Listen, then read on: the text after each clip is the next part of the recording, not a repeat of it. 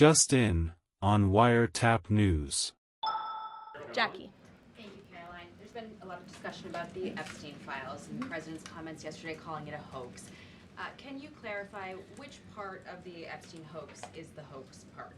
The president is referring to the fact that Democrats have now seized on this as if they ever wanted transparency when it comes to Jeffrey Epstein, which is an asinine suggestion for any Democrat to make. The Democrats had control of this building, the White House, for 4 years, and they didn't do a dang thing when it came to transparency in regards to Jeffrey Epstein and his heinous crimes. It was this president who directed the Department of Justice and the Attorney General to do an exhaustive review of all files related to Jeffrey Epstein, which they did.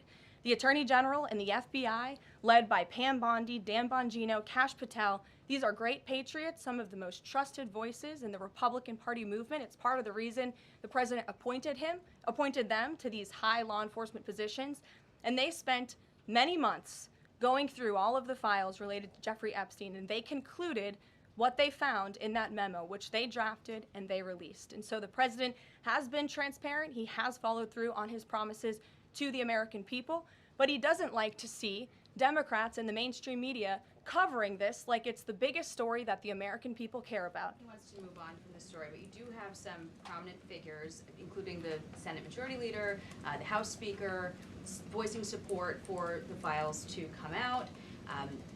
Representative Massey collecting signatures that would force a discharge petition for a vote on the floor for this.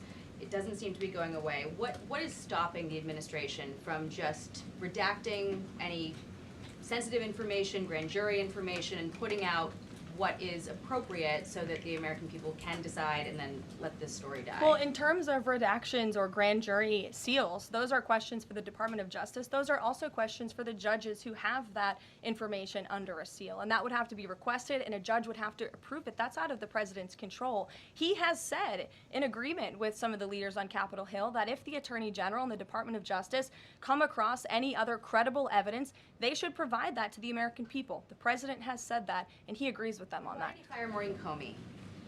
The Department of Justice did, and I would defer you to them. Dasha.